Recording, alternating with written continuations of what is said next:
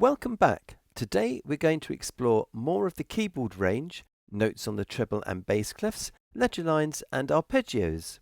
Before we get started, did you notice in the last episode before the playthrough there was a mistake in the voiceover? And the right-hand melody, also legato but played a little louder, mezzo piano, moderately loud.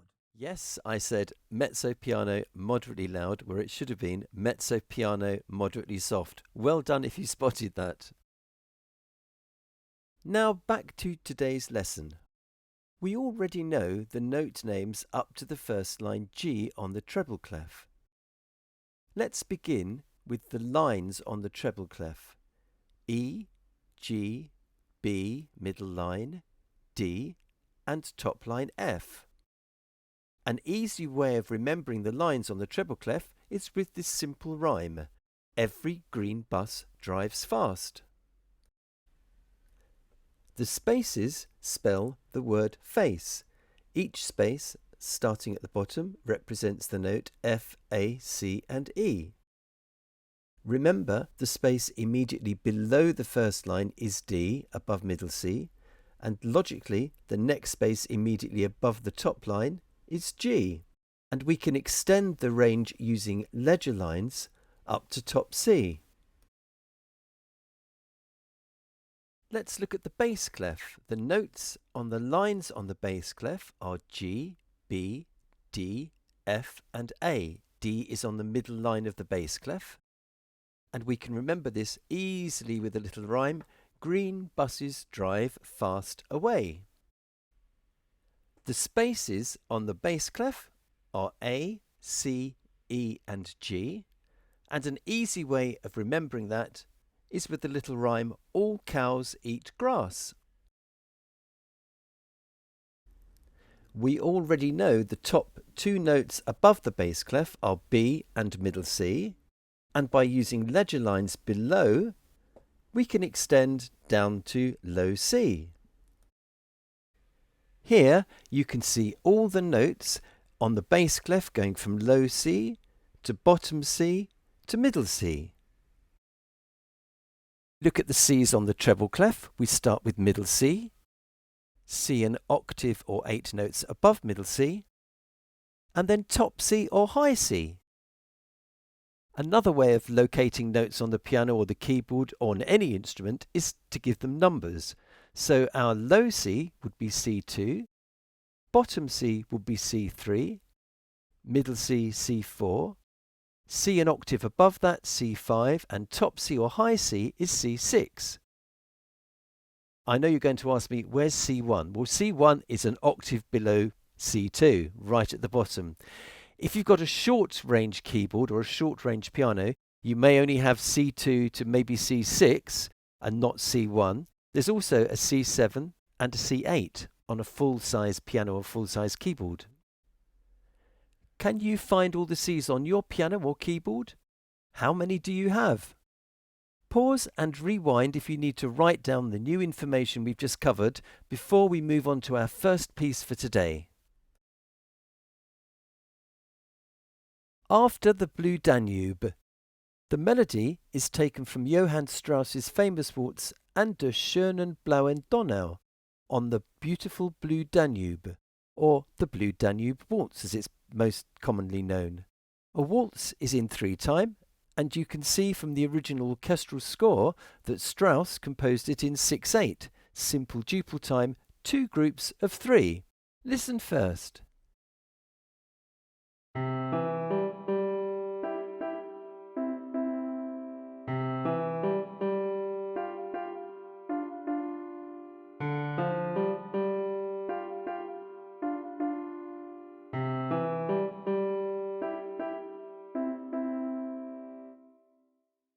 The piece opens with the left hand playing C, E and G, the notes of the tonic triad chord of C. The first G is played staccato, short and detached, and then repeated and tied so that it sounds for the whole of the second bar.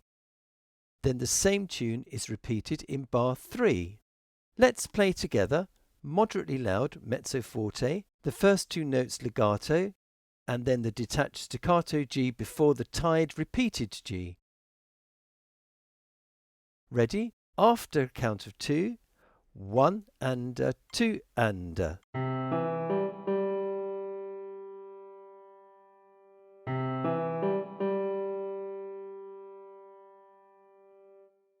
The second line has part of the dominant seventh chord, D, F and G, played with fingers 4, 2 and 1. We'll learn more about chord names in later lessons. The articulation, the legato and staccato, is the same as before. The last 2 bars are a repeat of bars 1 and 2, so we already know that. And remember the tied notes? Let's play line 2 together. Nice even legatos and a crisp light staccato, just as we did before. Ready? After a count of 2, 1 and 2 and.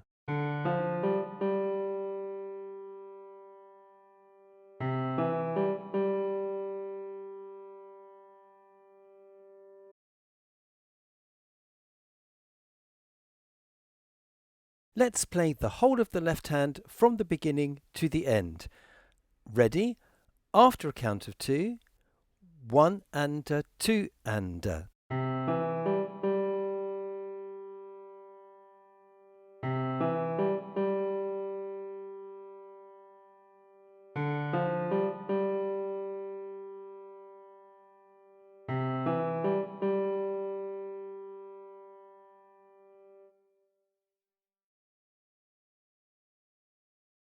Pause and rewind if you want a little bit more time to practice the left hand before we add the right hand.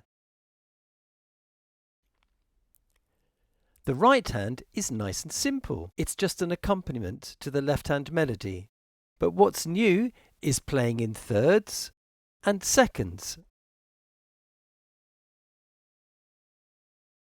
Notice that the right hand plays piano softly in contrast to the left hand. Aim for a light touch, so as you play, think or speak it, if it helps, light, light, light, light, light, light, light, light. Watch out for the dotted crotchet rests, the crotchet rests,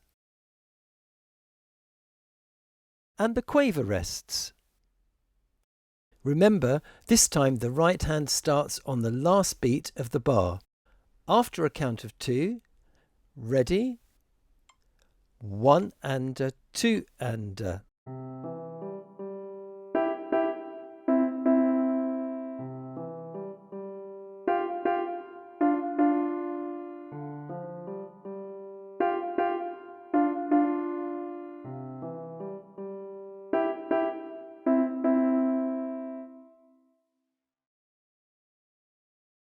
How did you get on? Did you remember the rest at the start? Pause and rewind if you want a little bit more time to practice the right hand before we come on to putting both hands together. Are you ready to put both hands together? Remember the left hand melody articulation with the staccato on the G and all played mezzo forte moderately loud.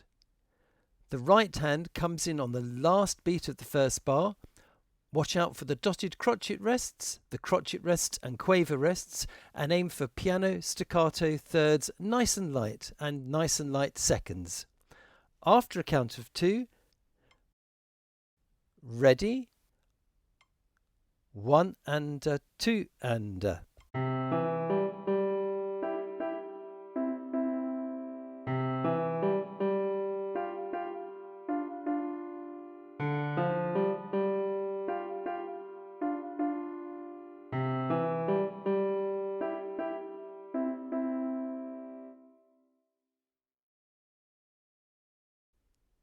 How did you get on? Did you play the articulation in the left hand melody and the light right hand accompaniment? Pause and rewind if you would like a little more practice before we move on to the next section of today's lesson.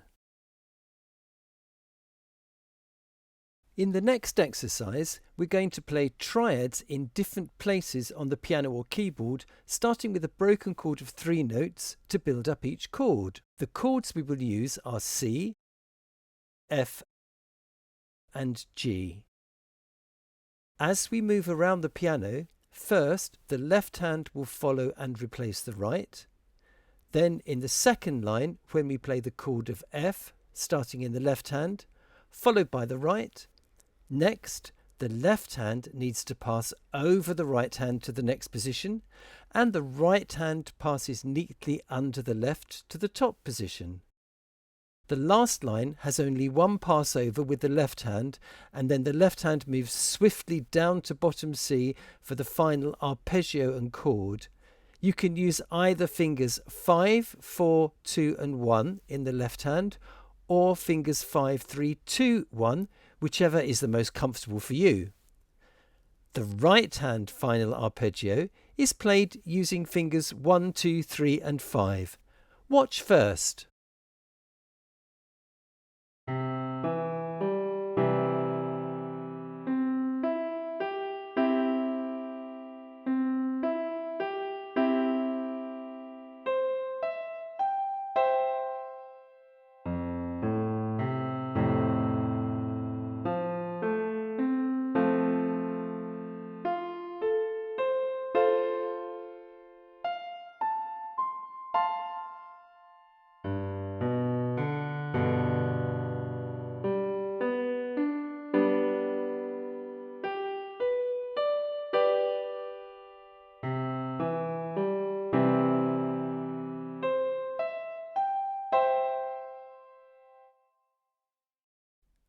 Between bars 11 and 12, the left hand has a very big jump.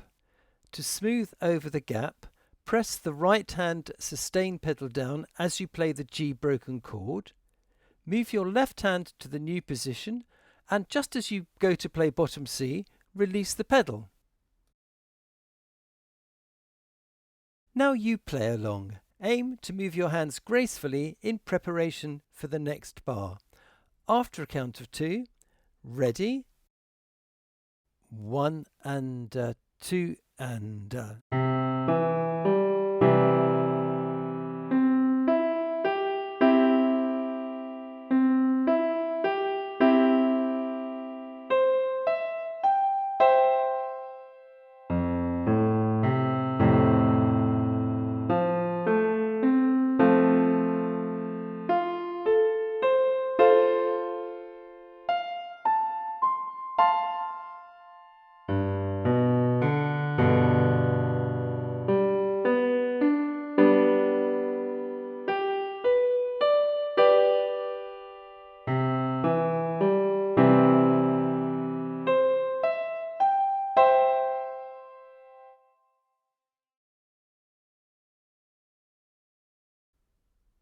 How did you get on? The arpeggio or broken chord is a key component in music, and later we'll look at a lot more of these in depth. In the meantime, pause and rewind if you need a little more time. Feel free to pause on the music and play as slow as you need, and gradually build up your coordination skill and gradually build up the speed. And then when you're ready, I'll see you for the next exercise. Listen to the harp plays, first of all played on the harp.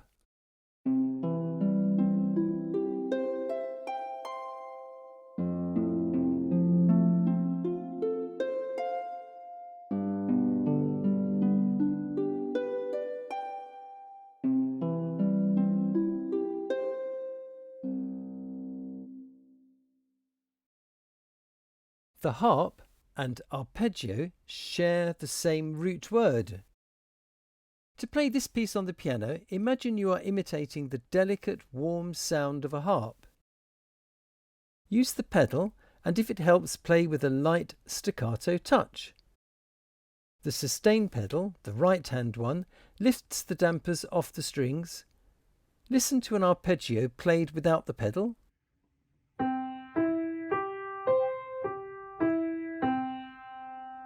And with the pedal and the dampers lifted, the strings are free to vibrate until the pedal is released and the dampers damp the strings and the vibrations stop.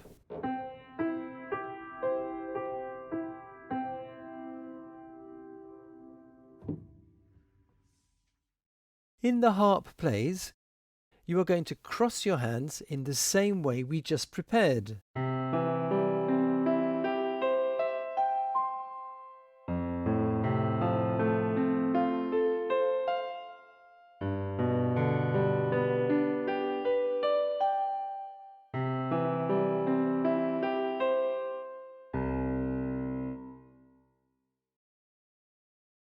You can see in the music there is a marking, PED, PED, where you press the pedal down, and a star that indicates where you release or lift the pedal.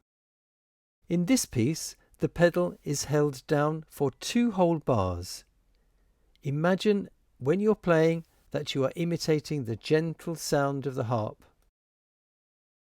Let's play the whole of the first line together. So left hand in C position, bottom C, right hand ready to play in middle C position. After a count of 2, ready, 1 and 2 and.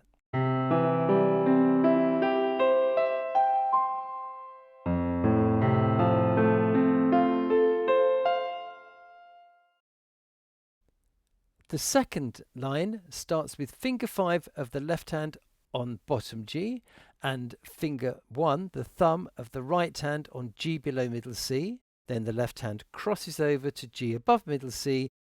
The right hand passes underneath and with finger 2 plays top G. Then the left hand moves down to C below middle C.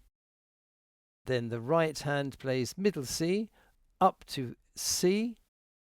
And then the left hand moves down to low C, played with finger 5 because it's the nearest.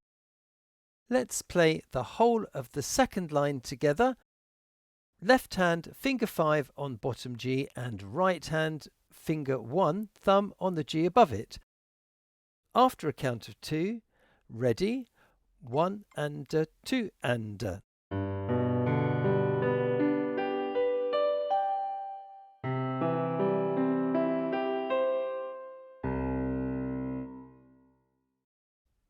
How did you get on? Did you manage the crossing of the hands? How did you get on coordinating the pedalling?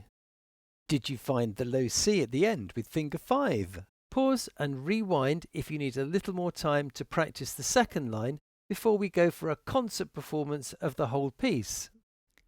Are you ready to perform the whole of the harp plays?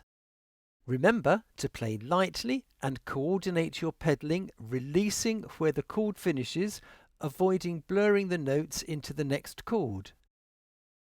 Left hand finger 5 on bottom C, right hand thumb on middle C, joining in after a count of 2.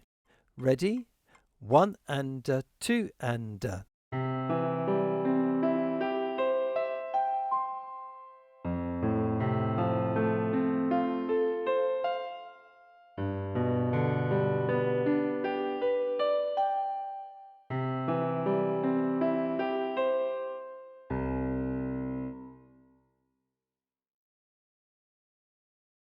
Well done! 3 new tunes, arpeggios, pedalling, and exploring a wide range or a wide compass over the keyboard. If you'd like to find out more about the similarities between playing the harp and the piano, check out Beginner's Piano meets Derwent Harps. Before the next lesson, aim to practice once or twice a day. Remember not to get too tired, and I'll see you in the next lesson. In the meantime, happy playing!